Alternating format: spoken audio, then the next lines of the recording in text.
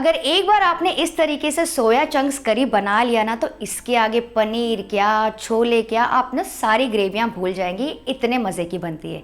तो चलिए बनाते हैं। तो इसके लिए यहाँ पे मैंने काफी सारा पानी रखा है बॉईल होने के लिए, और इसमें हम डाल देंगे 1 टीस्पून नमक। और नमक इसलिए क्योंकि सोया चंक्स ना काफी फीके होते हैं अंदर से, तो उसको अच्छा सा फ्लेवर दे देंगे यहाँ पे।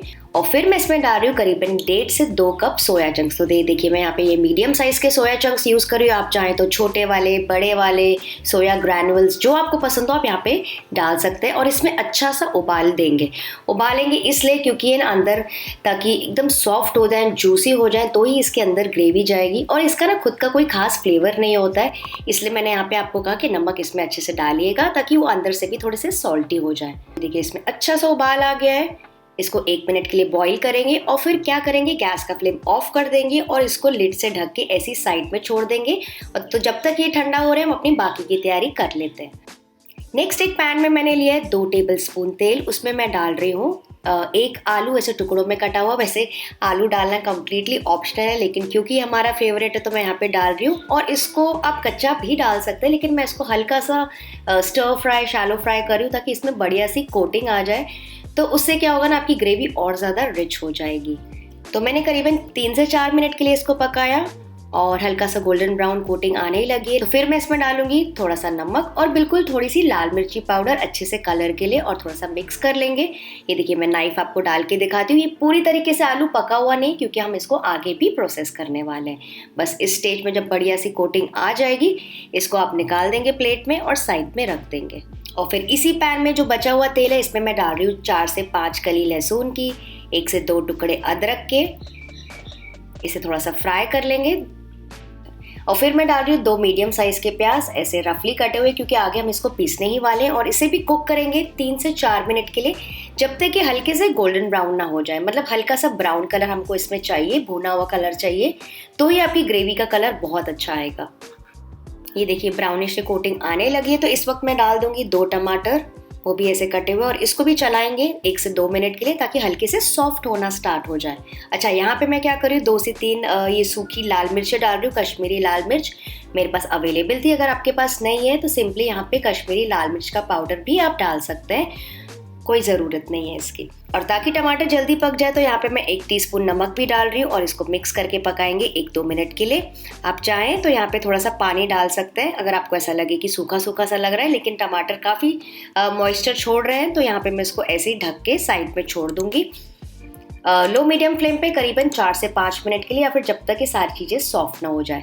तो चलिए जब तक हम चेक कर लेते हैं हमारे सोयाबीन। वाओ, ये देखिए कितने अच्छे से सारे ग्रैनुअल्स एकदम बढ़िया तरीके से फूल गए हैं, एकदम अंदर तक के पानी चला गया है, काफ़ी सॉफ्ट हो गए हैं। तो ये करना इंपॉर्टेंट है, वो इसलिए क्योंकि अब हम इसका पानी स्क्वीज करने वाले हैं। तो पूरा पानी पहले छान लीजिए, और ऊपर से भी ना आप थोड़ा पानी से और धो सकते हैं। यहाँ पे तो मैं यहाँ पे ऐसे डाल रही हूँ, आप चाहें तो नल के नीचे भी इसको चला सकते हैं।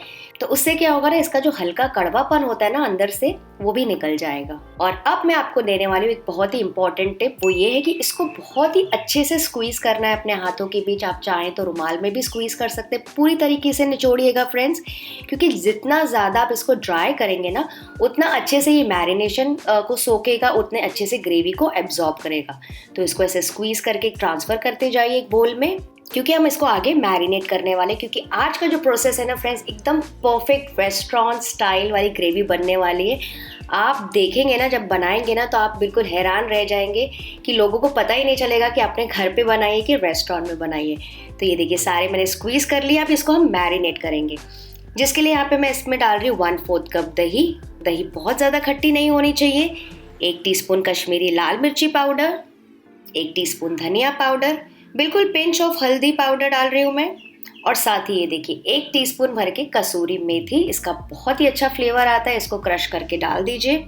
और फिर इसको मिक्स करेंगे जब तक कि सारे सोया ग्रैनुल्स अच्छी तरीके से कोट ना हो जाए, मैरिनेट ना हो जाए। बेसिकली हम मैरिनेट कर रहे हैं उसको, ठीक है, ताकि वो अंदर तक के फ्लेवरफुल हो जाए, जूसी हो जाए। इससे क्या होगा ना, आपके सोया ग्रैनुल्स फीके फीके से नहीं लगेंगे और अंदर बाहर दोनों तरफ से चटपटे से लगेंगे। तो इसको मैरिनेट करने के लिए साइड में छोड़ देते हैं 10-15 मिनट के लिए, ज़्यादा नहीं। तब तक हम बाकी की तैयारी कर लेते हैं। तो चलिए अब टमाटर चेक कर लेते हैं। ये देखिए टमाटर एकदम भी बढ़िया तरीके से सॉफ्ट हो गए, एकदम जूसी हो गए। गैस का फ्लेम ऑफ कर देंगे और इसको ठंडा करेंगे। ठंडा करके फिर हम ट्रांसफ़र कर देंगे ब्लेंडर में। और इसका स्मूथ प्यूरे तैयार कर लेंगे। तो ये देखिए एकदम बढ़िया सा स्मूथ गाढ़ा रेडिश कलर का प्यूरे तैयार हो गए। तो बस अब इसको आगे प्रोसेस करेंगे और इसकी बनाएंगे बढ़िया सी ग्रेवी, जिसके लिए पैन में हम लेंगे 1 टेबलस्पून तेल, आप चाहे तो घी भी यूज़ कर सकते हैं।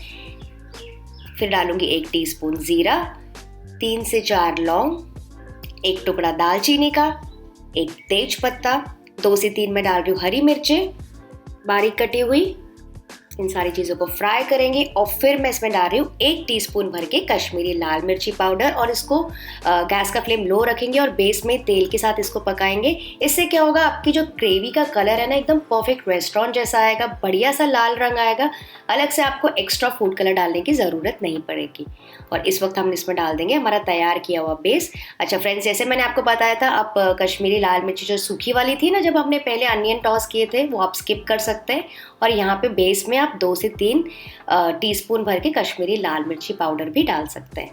तो प्यूरे ट्रांसफ़र करने के बाद इसको कुक करेंगे। अब इसको बेस के साथ भूनेंगे 4 से 5 मिनट के लिए, ताकि हल्का सा ऑयल छूटने लगे। तो बेस को मैंने पकाया करीबन 4-5 मिनट के लिए, हल्का सा तेल छोड़ने लगा। इस वक्त मैंने पानी बिल्कुल नहीं डाला है और इसी वक्त हम इसमें डाल देंगे जो हमारे मैरिनेट किए हुए सोया चंक्स है और इसे भी टॉस करके पकाएंगे 3 से 4 मिनट के लिए, या फिर जब तक कि वो उसमें भून न जाए, क्योंकि जितना अच्छे से आप अपनी ग्रेवी को भूनेंगे उतनी ही टेस्टी बनेगी। तो 3-4 मिनट मैंने भून लिया। अब इसमें थोड़ा सा पानी डाल के एडजस्ट कर लेंगे, पानी को भी अच्छे से कुक होने देंगे। और फिर मैं यहाँ पे डाल रही हूँ जो आलू हमने पहले हल्के से फ्राई करके रखे थे, और फिर इसको और मिक्स करेंगे 2 मिनट के लिए।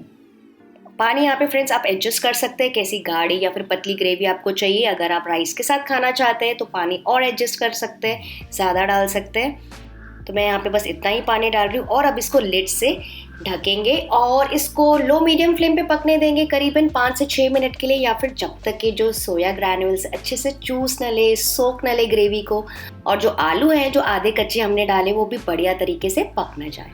तो मैंने करीबन 7 से 8 मिनट के लिए इसको छोड़ दिया था। लिड हटा के चेक करते हैं। सुपर्ब, आप देख सकते हैं कितनी बढ़िया ग्रेवी बनी है। ऊपर जो सतह पर तेल आ गया ना, उससे देख के ही आपको पता चल रहा होगा कि ग्रेवी बढ़िया तरीके से भून गई है और जितने भी फ्लेवर्स हैं ना सोयाबीन ने अच्छे से एब्जॉर्ब कर लिए। आलू भी अच्छे से कट रहा है, मतलब पूरी तरीके से पक गया है, जूसी भी हो गया है। अब इसमें मैं डालूंगी थोड़ा सा गरम मसाला और फ्रेश धनिया भी, और इसे भी मिक्स करेंगे। और इसको गर्मा गर्म आप इंजॉय कर सकते हैं चावलों के साथ, पूरी के साथ, रोटी के साथ, या जिसके साथ आपको मन हो। तो आपको रेसिपी अच्छी लगी फ्रेंड्स, सीरियसली दिल से अच्छी लगी, तो इसको लाइक करके ही जाइएगा और मेरे चैनल को भी सब्सक्राइब कर लीजिएगा ताकि आपसे कोई भी ऐसा वीडियो मिस ना हो। चलिए मैं आपसे मिलती हूँ, बाय बाय।